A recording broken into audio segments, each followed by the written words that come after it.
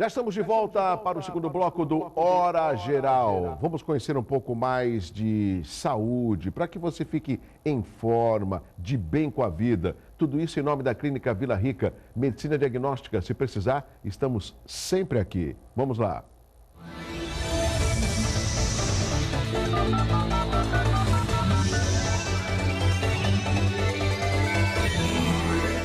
Evite problemas de saúde no verão. Já é uma dica, hein? Tome bastante água, chás e sucos, procure sombra e lugares mais arejados. Use roupa fresca, principalmente em crianças. Evite muito movimento nas horas mais quentes. Opte por alimentos frescos, verduras, frutas e legumes. Evite pontos de água parada que muitas pessoas frequentam. Tanquinho perto da piscina, por exemplo. Livre-se logo da roupa molhada. Não use tênis por muito tempo. Evite o horário de pico da radiação solar. Use protetor adequado ao tipo de pele. Aí uma dermatologista ou um dermatologista pode orientá-lo, né? Que, inclusive, em locais abertos como praia e piscina, isso é muito importante. Hidrate-se bastante. Cloro da piscina e sujeiras na água e areia da praia são inimigos potenciais do olho. Evite levar as mãos aos olhos nesses locais e sempre lave os olhos com água boricada e mantenha as mãos limpas. Essas são algumas dicas de saúde em nome da Clínica Vila Rica. Medicina diagnóstica, se precisar, estamos sempre aqui, tá bom? Meu amigo Rubens Moscatelli, tudo bem? Tudo bem. Bom recebê-lo aqui.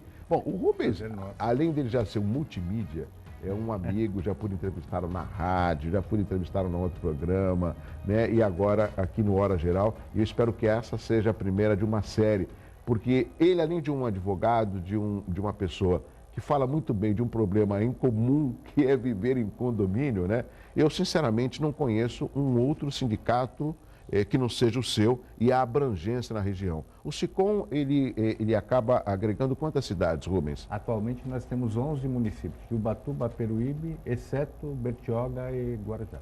O que significa? Esse crescimento é a credibilidade do SICOM ou também o número de prédios, de edificações que estão sendo construídas? Olha, através do trabalho diário, né, Douglas? Você sabe que só através disso que você consegue ter a credibilidade necessária e fazer a atração dos síndicos, que são as pessoas que vão tocando aí os condomínios.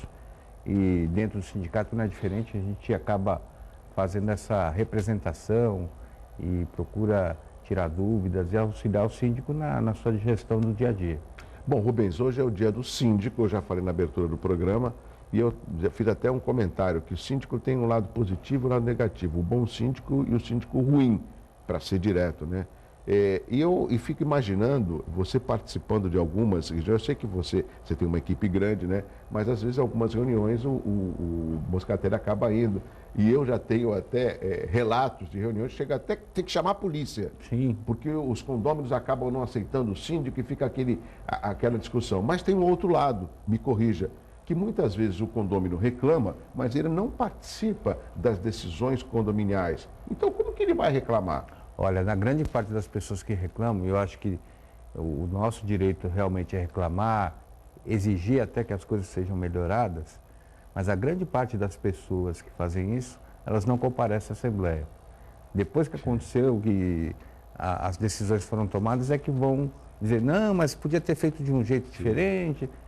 Quer dizer, o síndico acaba tendo que ser mágico ou, sei lá, tomar atitudes que está no pensamento da pessoa. Mas a participação na Assembleia é importantíssima. Por quê?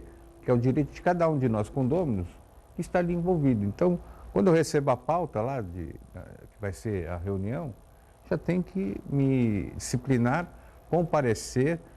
Poderá acontecer, sim, eventualmente, uma discussão que chegue até a necessidade da polícia, mas acredito que isso é falta de exercício da democracia, do debate. Mas depois de uma situação como essa, as coisas acabam se acalmando desde que haja uma prática constante.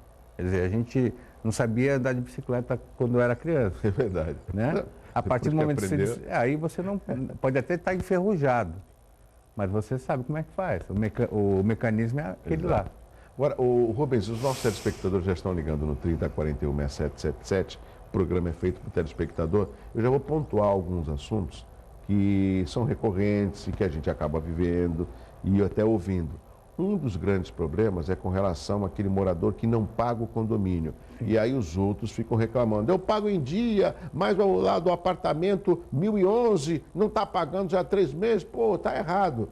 E quando esse devedor vai pagar, a multa é muito pequena, que no meu entendimento acaba até estimulando a não pagar. Tipo, posso ficar 2, 3, 4, 5 meses, a multa é muito pequena. Nesse caso, como reverter ou fazer com que esse morador, lógico, nós estamos passando um momento difícil, mas que pelo menos ele pontue e consiga entrar num acordo na administração? São duas coisas que a gente tem que levar em consideração. Primeiro, hoje ainda se faz ação de cobrança, quer dizer, eu tenho que ir a juízo, demonstrar que eu sou credor e o devedor vai ter que provar que pagou. Depois disso, o juiz vai sentenciar e aí é que eu vou entrar no patrimônio desse devedor para poder receber o dinheiro do condomínio. Sim. É um mecanismo muito longo, acaba pelo menos 2, 3 anos uma ação dessa. A partir de março do ano que vem, já vai entrar em vigor uma nova legislação, então aquele boleto de cobrança, ele vai se transformar num título executivo, é como se fosse um cheque. Bom, não pagou, já é uma execução. Na execução, eu já entro logo de cara no patrimônio, ou seja, penhora o apartamento e a pessoa não vai ter essa moleza, vamos dizer assim. Agora, quanto à multa e juros de condomínio, é sim um estímulo para a inadimplência. Eu acho que é 1,5%, 2% de multa, né? máxima. Abaixo disso é possível. Agora, tem uma nova decisão do Superior Tribunal de Justiça de Brasília, numa decisão mesmo lá de Brasília, onde havia uma inadimplência de uma determinada pessoa constante. Ia lá, deixava de pagar o condomínio, chegava numa situação ruim para o edifício, fazia-se um acordo. Pagava a primeira parcela, na segunda já voltava e fazia novo acordo, e assim, aí o condomínio não mais fez acordo, entrou com a ação, e o STJ, em uma decisão, faz 2 meses, ainda é a primeira decisão, determinou que além do acréscimo, da multa, dos juros, da atualização, também aplicasse mais um adicional de 10% sobre o montante geral, por considerar a conduta ou a prática como antissocial. Porque a primeira obrigação nossa de condômino é pagar a cota condominial. Então ele considerou por aí e aplicou uma multa adicional de 10%. Ô Rubens, eu estou vendo que você está com um manual do síndico. Sim. Essa aí foi uma ideia do SICOM? Sim, foi uma ideia nossa, já estava lá Posso só mostrar para o telespectador? Claro. Enquanto você fala... Em homenagem ao Dia do Síndico, né, a gente olha aqui, ó. fez Deixa eu mostrar esse trabalho, né? A gente, como já estou há muito tempo na área, e lá o nosso atendimento diário também nos permitiu, nós vimos a necessidade de o sindicato apresentar uma ferramenta simples, para consulta diária, para a pessoa poder tirar algumas dúvidas. E aí, a partir dessa ideia, contando lá com a equipe toda, principalmente a assessoria de imprensa, a gente, que é a Renata, que está aqui pertinho da gente, a gente conseguiu editar esse manual. O lançamento oficial foi agora na sexta-feira, dia 27. E a partir de hoje, nós vamos privilegiar primeiro o síndico associado lá, que nos honra com o seu pagamento em dia e tudo mais. Nós vamos fazer 3 horários para as pessoas irem lá retirar na nossa mão. Isso hoje? Isso hoje. Quais são esses horários? Das 10 ao meio-dia, das 14 às 16 e das 18 às 20 horas. Então o SICOM hoje está comemorando literalmente o Dia do Síndico. Literalmente. Muito legal. E olha, Renato, parabéns. Eu estou batendo o olho aqui, mas interessante, tudo que um síndico precisa saber de A a Z. Ou seja, são algumas dúvidas simples. E aproveitando essa dica aqui da elaboração da Renata, o Rubens, o que o síndico faz?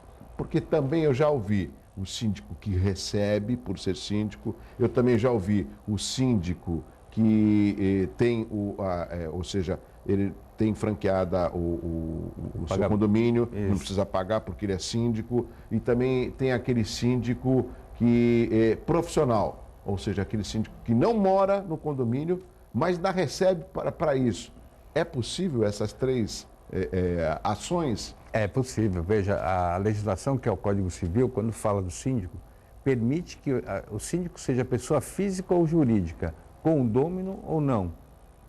Quando eu penso assim, eu já imagino o seguinte, bom, se eu não sou condômino, quer dizer, não tem nenhum vínculo com aquele edifício, com aquele condomínio, eu não posso estar lá caindo do céu. Eu tenho que ter sido convidado, as pessoas me elegeram em assembleia e eu sou remunerado.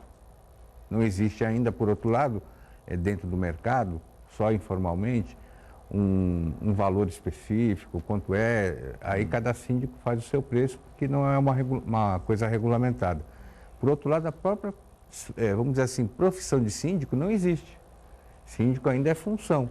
Por quê? Porque não tem lá no Código Brasileiro de Ocupações esse enquadramento. Seria diferente se tivesse profissão, por quê?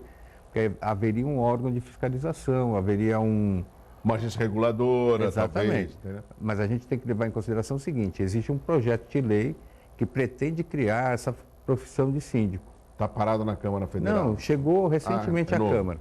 Só que tem um problema muito sério, no meu modo de ver, que transforma esse síndico num funcionário do condomínio. E aí, veja, como o síndico é o representante legal do condomínio, é ele que, vamos assim colocar simplesmente, ele é que assina o cheque ao final, fica uma situação, no meu modo de ver, perturbadora. Porque como é que eu posso ser meu funcionário e ser empregador ao mesmo tempo? E se eu estiver andando mal, eu tenho como sair? Como vai ser feito? E não esquecendo que vínculo trabalhista, hoje em dia, aliás, já há bastante tempo, corresponde a 70% a 80% do todo do gasto do condomínio, os encargos trabalhistas. Nossa, tão significativo, hein? É muito grande. Então, o que acontece? Se eu incluir mais uma função, mais uma profissão a ser paga pelo condomínio, a gente vai ultrapassar o índice máximo de gasto, sem ter necessariamente uma eficiência, porque nem sempre quando eu contrato um trabalhador ou um funcionário, eu quero que ele seja o melhor, só que nem sempre ele pode ser. E aí, como é que faz? É o síndico. Ele é eleito em assembleia, para tirar é mais difícil. Outra coisa também, e com relação acho que a última parte, né? É com relação ao síndico que não mora no condomínio. Isso. Seria o síndico profissional? Essa é a palavra? Tanto pode ser o síndico profissional, como pode não ser. Se ele não mora no condomínio, mas é condômino, mas se ele vir a ser o síndico remunerado ou isento, a gente chama no mercado de síndico profissional.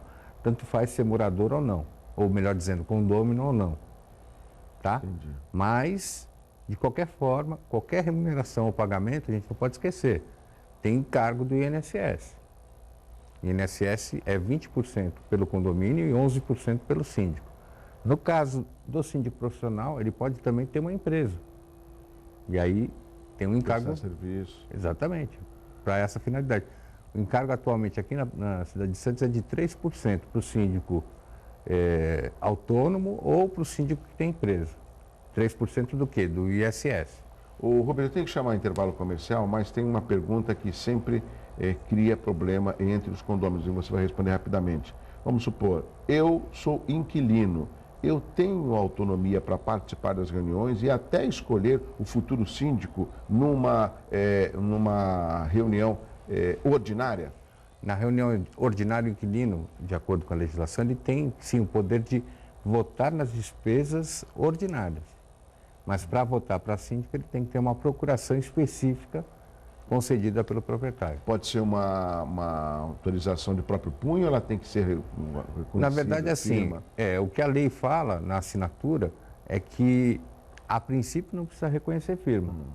Mas se alguém lá na Assembleia levantar a situação, olha, eu não conheço a assinatura do Rubens. Colocar em xeque aquela procuração. Tem que ser reconhecida a firma para poder ter validade.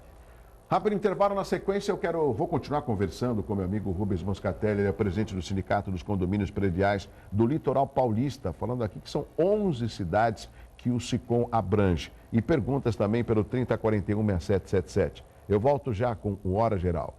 Oi, o programa Hora Geral abriu espaço para a gente estar aqui podendo falar com vocês e alertar, levar informação sobre a questão do câncer. Quem tem câncer tem pressa, a gente não pode esperar. Um forte abraço.